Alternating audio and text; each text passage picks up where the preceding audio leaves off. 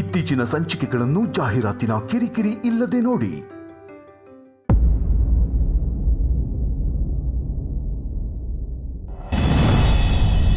ಈಗ ನಿಮ್ ಟೀಮ್ ಇಂದ ಯಾರು ಬರ್ತೀರಾ? ಬರ್ತ್ಡೇ ಬಾಯ್ ಎಲ್ಲೇ ಇದಾರಲ್ಲ ಮಾಧವ್ ಸರ್, ನೀವೇ ಹೋಗಿ. ಬಾ ಬಾ ಬಾ ಬಾ.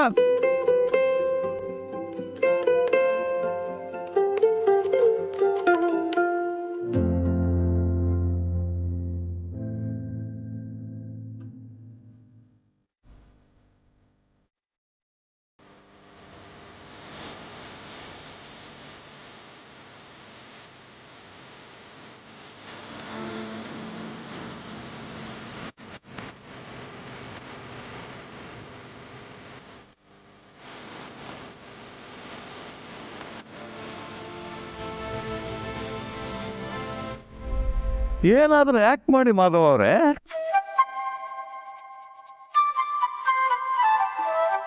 ನೀವು ಅಭಿನಯ ಮಾಡಿ ಮಾಧವ್ ಅವರೇ, ಏನು ಅಂತ ಹೇಳಕ್ ಪ್ರಯತ್ನ ಮಾಡ್ತೀವಿ.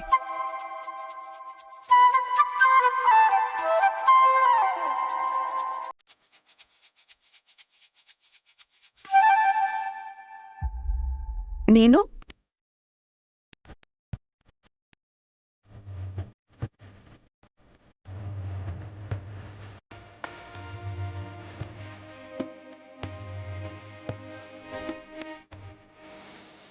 ನಿನ್ನ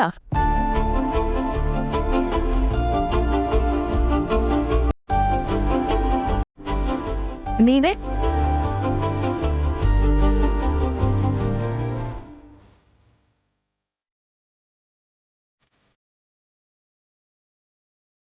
ಅರ್ಥ ಆಗೋ ಥರ ಹೇಗೆ ಹೇಳಿ ಅವರಿಗೆ ಇದನ್ನೆಲ್ಲ? ಹೀಗೆ ನಿಂತ್ಬಿಟ್ರೆ ನಮ್ಗೆ ಹೇಗೆ ಅರ್ಥ ಆಗ್ಬೇಕು? ಮಾಧವ್ ಸರ್, ನೀವು ಸ್ವಲ್ಪ ಆಕ್ಟ್ ಮಾಡಿ, ನಾವು ಹೇಳ್ತೀವಿ. ಪರವಾಗಿಲ್ಲ ಮಾವ, ಕೊಡ್ಸ್.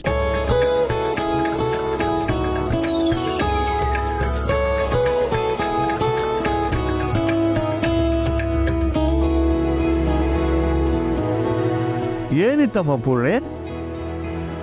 ಸಿನಿಮಾ ಹೆಸರು ನಿನ್ನೆ ಪ್ರೀತಿಸುವೆ ಅಂತ.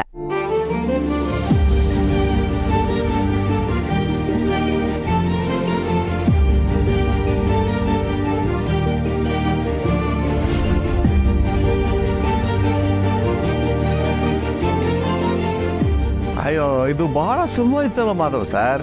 ನೀವು ಸ್ವಲ್ಪ ಆಕ್ಟ್ ಮಾಡಿದರೆ ನಮ್ಮ ತುಳಸಿ ಎಲ್ಲ ಹೇಳ್ಬಿಡ್ತಿದ್ಲು. ಓಕೆ ಓಕೆ, ಈಗ ಆರ್ಡರ್ ತಯಾರಾಗಿದೆ. ಅದನ್ನ ನೀನು ಹೇಳೋದು. ಬೇರೆ ಇನ್ಯಾವತ್ತಾದರೂ ಆಗಿದ್ದಿದ್ರೆ ಸೂಪರ್ ಓವರ್ ಮಾಡಿಸಿ ನಮ್ಮ ಟೀಮ್ನೇ ಗೆಲ್ಲಿಸ್ತಿದ್ದ ಈ ದತ್ತ.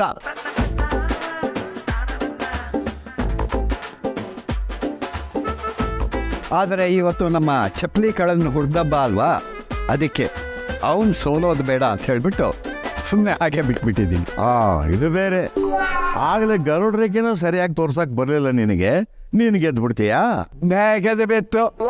ನಾನೇದು ತೋರ್ಸೋದಕ್ಕೆ ಬರಲಿಲ್ಲ ಅಂತಲ್ಲ, ಇಂಥ ಪೆದ್ದ ಟೀಮ್ ಕೊಟ್ಟರೆ ಅವ್ರಿಗೆ ಗೆಸ್ ಮಾಡೋಕೆ ಬರಲಿಲ್ಲ ಅಂತ ಹೇಳು. ತಾತ ಸರಿ, ನಾವಿನ್ನು ಹೊರಡ್ತೀವಿ. ಮನೇಲೂ ಹೇಳಿ ಬಂದಿಲ್ಲ, ಇಷ್ಟೊತ್ತಲ್ಲಿ ಎಲ್ಲಿ ಹೋದ್ವಿ ಅಂತ ಗಾಬರಿ ಆಗಿರ್ತಾರೆ. ಸರಿ ಸರಿ, ನಾಳಿದ್ದು ಮ್ಯಾಚ್ ಇದೆ ಗೊತ್ತು ತಾನೆ? ಓದೋದು ಸುಮ್ಮನೆ ಹೂವನ್ನು ಬಿಡೋದಲ್ಲ, ಆವಾಗ ಬರ್ತಾ ಇರು.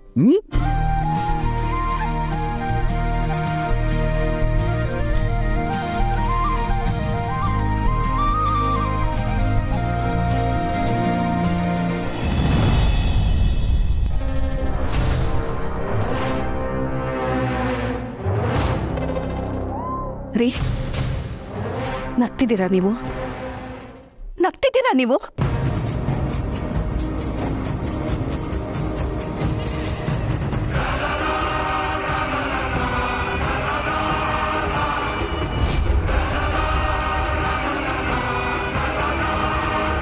ಅಂದ್ರೆ ನೀವು ನನ್ನ ಪರಿಸ್ಥಿತಿ ನೋಡಿ ಆಡ್ಕೋತಿದ್ದೀರಾ?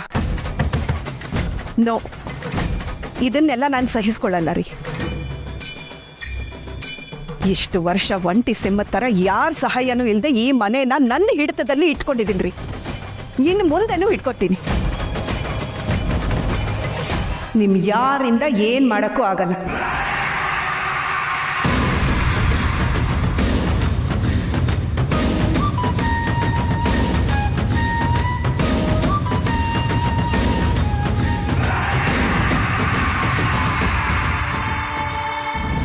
ಮಾಧವ್ ಅವರೇ, ಇಷ್ಟು ರಾತ್ರಿ ನಿಮಗೆ ಬರೋ ಹಾಗೆ ಮಾಡಿ ಗಾಬರಿ ಆಗೋಗಿ ಮಾಡಿದ್ವಿ. ನೀವು ಹುಟ್ಟುಹಬ್ಬ ಆಚರಿಸ್ಕೊಳ್ದೇ ಇದ್ರು ನಮಗೋಸ್ಕರ ಹುಟ್ಟುಹಬ್ಬ ಆಚರಿಸ್ಕೊಂಡ್ರಿ. ಫ್ರೆಂಡ್ಶಿಪ್ಪಲ್ಲಿ ಸಾರಿ ಥ್ಯಾಂಕ್ಸು ಹೇಳಬಾರ್ದು ಅಂತ ಹಿಂದೆ ನೀವೇ ಹೇಳಿದ್ರಿ. ಆದರೂ ಹೇಳ್ತಾ ಇದ್ದೀನಿ ಮಾಧವ್ ಅವರೇ, ತುಂಬ ಧನ್ಯವಾದ.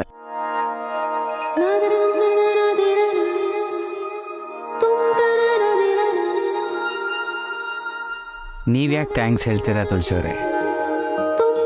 ಹಾಗೆ ನೋಡೋಕೆ ಹೋದರೆ ನಾನೇ ನಿಮಗೆ ಥ್ಯಾಂಕ್ಸ್ ಹೇಳಬೇಕು. ಈ ಬರ್ತ್ಡೇ ಕಾರ್ಯಕ್ರಮ ಅರೇಂಜ್ ಮಾಡಿದ್ರಿ ಅನ್ನೋ ಒಂದೇ ಕಾರಣಕ್ಕಲ್ಲ, ಈ ಸೆಲೆಬ್ರೇಷನ್ ನನ್ನ ಪಾಲಿಗೆ ತುಂಬ ಸ್ಪೆಷಲ್. ಜೀವನದಲ್ಲಿ ಗೊತ್ತಿದ್ದೋ ಗೊತ್ತಿಲ್ಲದೇನೋ ನಾನು ಮಾಡಿದ ತಪ್ಪಿಂದ ದಿನಾಲೂ ಗಿಲ್ಟಲ್ಲೇ ಬದುಕ್ತಾ ಇದ್ದೀನಿ. ಬರ್ತ್ಡೇ ಆಚರಿಸುವ ನೈತಿಕತೆ ನನಗಿಲ್ಲ ಅಂತ ಅಂದ್ಕೊಂಡಿದ್ದೆ, ಆದರೆ ಅದು ಸುಳ್ಳು ಅಂತ ನೀವು ನಿಮ್ಮ ಮನೆಯವರೆಲ್ಲ ತೋರಿಸ್ಕೊಟ್ರಿ. ಗಿಲ್ಟಿಂದ ಆಚೆ ಬಂದು ಬದುಕನ್ನು ಸಂಭ್ರಮಿಸಬೇಕು ಅನ್ನೋ ಪಾಠ ಹೇಳ್ಕೊಟ್ರಿ. ಅದಕ್ಕೆ ಎಷ್ಟು ಥ್ಯಾಂಕ್ಸ್ ಹೇಳಿದ್ರು ಕಮ್ಮಿ. ನೋಡಿ, ಮತ್ತೆ ಥ್ಯಾಂಕ್ಸ್ ಹೇಳ್ತಾ ಇದ್ದೀರಾ. ಓಹ್, ಸಾರಿ. ಮತ್ತೆ ಸಾರಿ?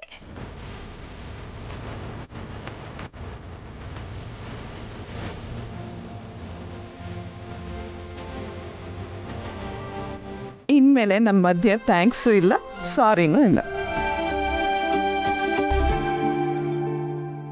ನಮ್ಮ ಮಾವ ಜೀವನದಲ್ಲಿ ತುಂಬ ಕಷ್ಟಪಟ್ಟಿದ್ದಾರೆ ಸಿರಿ. ಹತ್ರದವರಿಂದಾನೇ ಸಾಕಷ್ಟು ನೋವು ತಿಂದಿದ್ದಾರೆ. ಆದರೆ ಇತ್ತೀಚೆಗೆ ಆ ನೋವನ್ನೆಲ್ಲ ಮರೆತು ತುಂಬ ಖುಷಿಯಾಗಿರ್ತಾರೆ. ನೋಡು, ಅವ್ರು ಹೀಗೆ ನಗ್ತಿರೋದು ನೋಡೋದಕ್ಕೆ ಖುಷಿಯಾಗತ್ತೆ. ನಮ್ಮ ಮಾವ ಹೊರಗೆ ನಗ್ತಿದ್ರು ಮನ್ಸಲ್ಲಿ ತುಂಬ ನೋವು ಇಟ್ಕೊಂಡಿರೋರು. ಆದರೆ ಇತ್ತೀಚೆಗೆ ಮನಸ್ಸಿಂದ ನಗ್ತಿದ್ದಾರೆ ಅಂದರೆ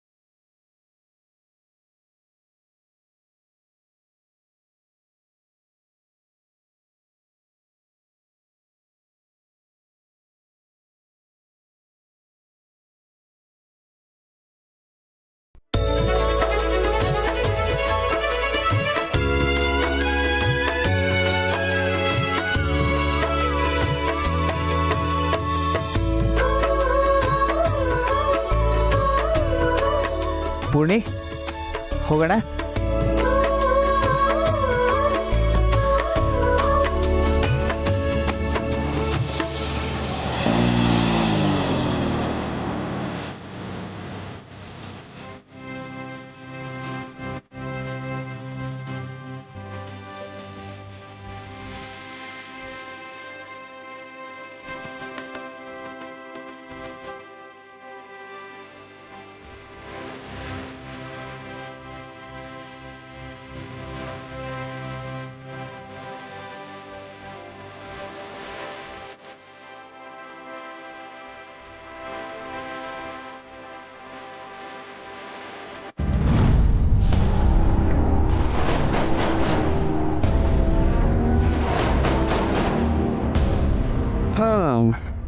ದತ್ತಣ್ಣ, ನಾವೇನು ಹೊರಡ್ತೀವಿ. ಕಾರ್ಯಕ್ರಮ ಎಲ್ಲ ತುಂಬ ಚೆನ್ನಾಗಾಯ್ತು. ನಾಳೆ ವಾಕಿಂಗ್ಗೆ ಸಿಗೋಣ. ಭಾಷೇಶು ಕೂತ್ಕೋ. ಮನೆಗೆ ಹೋಗಿ ನಿದ್ದೆ ಮಾಡೋದು ಇದ್ದೇ ಇರುತ್ತೆ. ಆದರೆ ಇಂಥ ಆಚರಣೆ ಸಂಭ್ರಮ ಸಿಗುತ್ತಾ ಹೇಳು? ನೋಡು, ನೀವೆಲ್ಲ ಬಂದಿದ್ದಕ್ಕೆ ಇದು ಇಷ್ಟು ಚೆನ್ನಾಗಿ ನಡೆದಿತ್ತು. ನಾನು ಕರೆದೆ ಅಂತ ರಾತ್ರಿ ನಿದ್ದೆನೂ ಬಿಟ್ಟು ಬಂದೆಲ್ಲ, ತುಂಬ ಥ್ಯಾಂಕ್ಸ್ ಅಪ್ಪ. ನಾವೇನು ಮಾಡಿದ್ವಿ ದತ್ತಣ್ಣ? ನೀವೆಲ್ಲ ಮಾಡಿದ್ದೀರಿ, ನಾವು ಬಂದಿದ್ದೀವಿ ಅಷ್ಟೇ. ನಾನು ಏನೂ ಮಾಡಲಿಲ್ಲಪ್ಪ. ಈ ಅರೇಂಜ್ಮೆಂಟ್ಸಿನ ಸಂಪೂರ್ಣ ಜವಾಬ್ದಾರಿ ತುಳಸಿದು. ಅದಕ್ಕೆ ಈ ಯಶಸ್ಸೆಲ್ಲ ಅವಳಿಗೆ ಸೇರಬೇಕು. ರಿಚ್ ಫ್ರೆಂಡ್ ಸಿಕ್ಕಿದ್ರೆ ಅವರೊಬ್ಬರೇ ಅಲ್ಲ, ನಾನು ಬರ್ಡೇ ಸೆಲೆಬ್ರೇಟ್ ಮಾಡ್ತಿದ್ದೆ.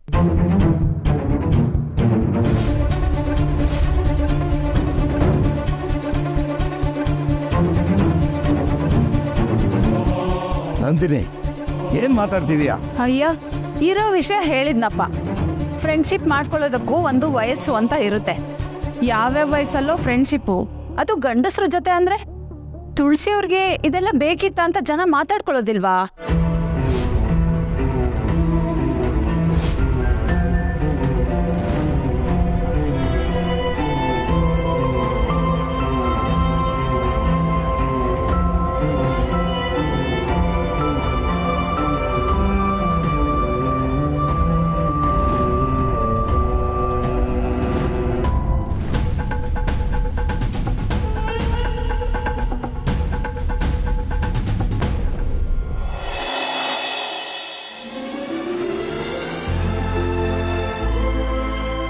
ಮಾವ, ಹೇಳಿ ಪುಣ್ಯ.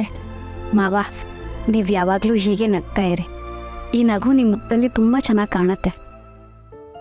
ಎಲ್ಲ ನಿಮ್ಮಿಂದ ಪೂರ್ಣಿ. ಸರಿ, ಗುಡ್ ನೈಟ್.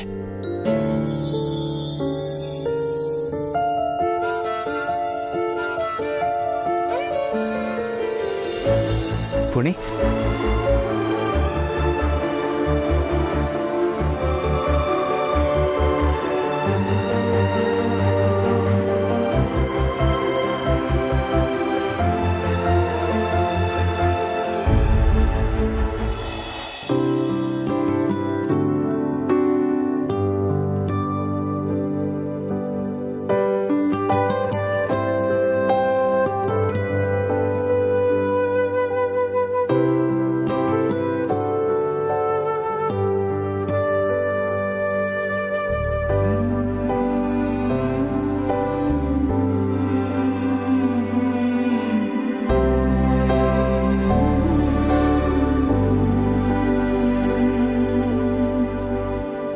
ರೀ,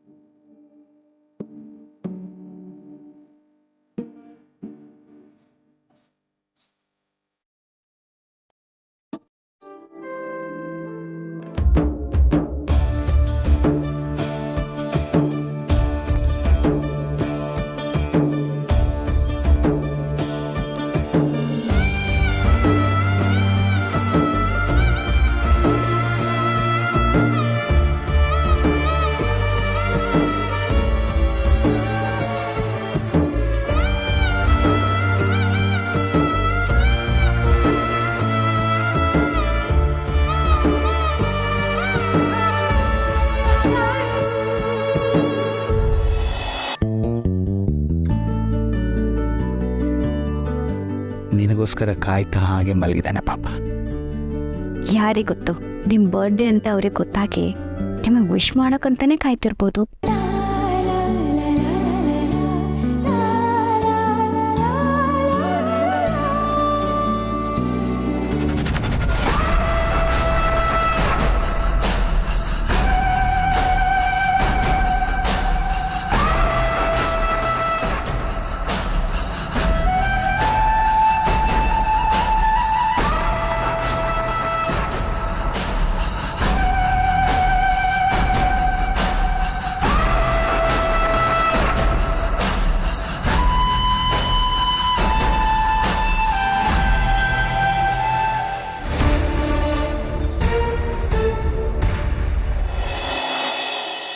ನಂದಿನಿ, ನೀನು ಶೇಷು, ಸುಮ್ಮನೆ ಒಳಗಿರೋ ವಿಷಾನೆಲ್ಲ ಹೊರಗೆ ಹಾಕಲಿ.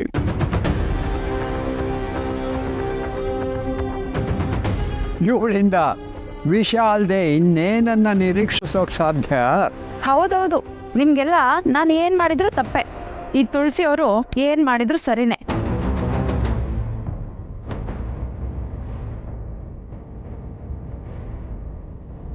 ಅವ್ರು ಈ ವಯಸ್ಸಲ್ಲಿ ಕೆಲ್ಸಕ್ಕೆ ಹೋಗ್ಬೋದು, ಯಾರ್ಯಾರ ಹತ್ರನೂ ರಾತ್ರಿ ಸ್ಕೂಟರ್ನಲ್ಲಿ ಡ್ರಾಪ್ ತಗೋಬೋದು.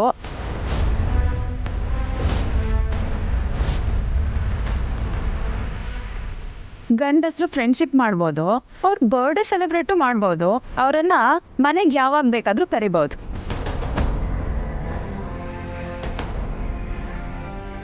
ನಂದಿನಿ, ಕಾಮಾಲೆ ಕಣ್ಣಿಗೆ ಊರೆಲ್ಲ ಹಳದಿ ಅಂತೆ, ಸ್ವಲ್ಪ ಬಾಯಿ ಮುಚ್ತೀಯಾ? ನಾನು ಯಾಕೆ ಬಾಯಿ ಮುಚ್ಚಬೇಕು?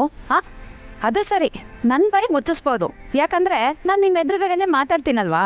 ಆದ್ರೆ ನಾಳೆ ಬೀದಿ ಜನ ಎಲ್ಲ ಮಾತಾಡ್ಕೊಂಡ್ರೆ ಅವ್ರ ಬಾಯಿ ಹೇಗೆ ಮುಚ್ಚಿಸ್ತೀರಾ?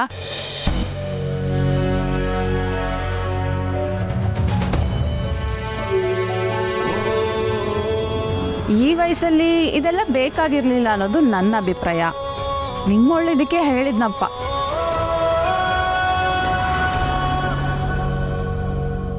ಏಯ್, ನಿನ್ನ ಅಭಿಪ್ರಾಯ ಕೇಳಿದವ್ರು ಯಾರು? ಆ ಹೊತ್ತೆ ಹೇಳಿದ್ದೀನಿ ತುಳಸಿ ಬಗ್ಗೆ ಮಾತಾಡೋದಕ್ಕೆ ಯೋಗ್ಯತೆ ಬೇಕು, ನಿನಗೆ ಅದು ಇಲ್ಲ ಅಂತ.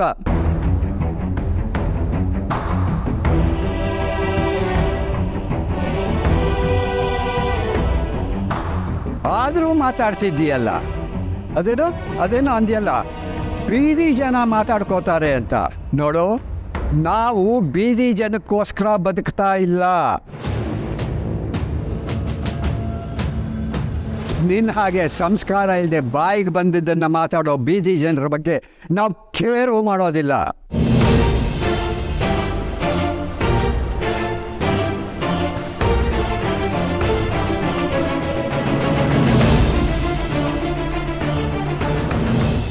ದತ್ತಣ್ಣ, ಇವಳ ಬಗ್ಗೆ ನಿನಗೆ ಗೊತ್ತಲ್ಲ, ಬಿಡು ದತ್ತಣ್ಣ. ಹ್ಯಾಂಗೆ ಬಿಡೋಕ್ಕಾಗುತ್ತೆ ಶೇಷು? ಇವತ್ತು ಇವಳು ಮಾತಾಡಿದ್ಲು, ನಾಳೆ ಇನ್ನೊಬ್ಬರು ಮಾತಾಡಬಹುದು. ಪದೇ ಪದೇ ಎಲ್ರಿಗೂ ಈ ದತ್ತ ಉತ್ತರ ಕೊಟ್ಕೊಂಡು ಕೂತ್ಕೊಳ್ಳೋಕ್ಕಾಗೋಲ್ಲ.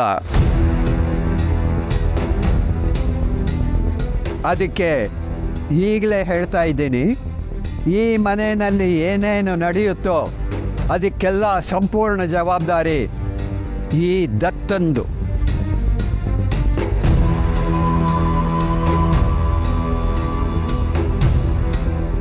ಮಾಧವ ಈ ಮನೆಗೆ ಬರೋದು ಹೋಗೋದು ನನ್ನ ಇಚ್ಛೆಯಿಂದ, ನನ್ನ ಒಪ್ಪಿಗೆಯಿಂದ. ಮನೆ ಯಜಮಾನನಾಗಿ ನನಗೆ ಅದರ ಬಗ್ಗೆ ಅಭ್ಯಂತರ ಇಲ್ಲ ಅಂತಂದ ಮೇಲೆ ಬೇರೆಯವರು ಅದ್ರ ಬಗ್ಗೆ ಯೋಚನೆ ಮಾಡಬೇಕಾದ ಅಗತ್ಯವೇ ಇಲ್ಲ.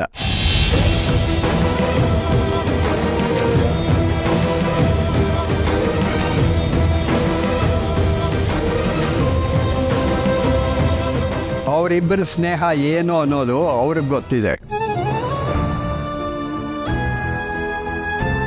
ನೋಡೋರ ಕಣ್ಣು ಸರಿ ಇಲ್ಲ ಅಂತಂದರೆ ಅದಕ್ಕೆ ಅವ್ರ ಹೊಣೆ ಅಲ್ಲ. ಇದ್ರ ಬಗ್ಗೆ ಯಾರು ಏನೇ ಮಾತಾಡೋದಿದ್ರು ನನ್ನ ಮುಂದೆ ನಿಂತು ಮಾತಾಡೋದಕ್ಕೆ ಹೇಳು. ಅವ್ರಿಗೆ ಹೇಗೆ ಉತ್ತರ ಕೊಡಬೇಕೋ ಹಾಗೆ ಉತ್ತರ ಕೊಟ್ಟು ಕಳಿಸ್ತೀನಿ. ದತ್ತಣ್ಣ, ಇವಳು ಮತ್ತೆ ನಿಮ್ಮ ಮನೆಗೆ ಬರ್ತಾ ಇರೋದನ್ನು ನೋಡಿ ಇವಳು ಸುಧಾರಿಸಿದಾಳೆ ಅಂದ್ಕೊಂಡೆ. ಆದರೆ ಮುಂದಿನ ಸಲ ಇಂಥ ಒಳ್ಳೆ ಕೆಲಸಕ್ಕೆ ಇವಳು ಬರದೇ ಇರೋ ಹಾಗೆ ನಾನು ನೋಡ್ಕೋತೀನಿ. ಇವಳು ಈ ರೀತಿ ಮಾತಾಡಿದ್ದಕ್ಕೆ ದಯವಿಟ್ಟು ಕ್ಷಮಿಸ್ಬಿಡು ದತ್ತಣ್ಣ. ಅವಳು ಮನಸ್ಸಲ್ಲಿದ್ದಿದ್ದ ವಿಷಾನ ಹೊರಗೆ ಹಾಕಿದ್ಲಲ್ಲ, ಒಳ್ಳೇದಾಯಿತು ಬಿಡು. ಇದರಿಂದ ನನ್ನ ಉತ್ತರ ಏನು ಅಂತ ಎಲ್ರಿಗೂ ಗೊತ್ತಾಯ್ತಲ್ಲ.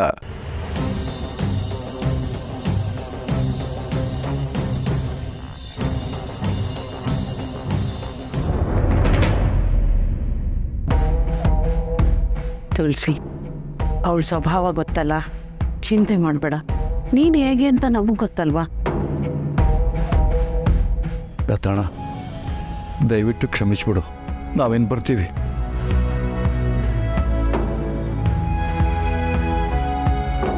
ಅಮ್ಮ ತುಳಸಿ, ನಾವು ಬರ್ತೀವಮ್ಮ.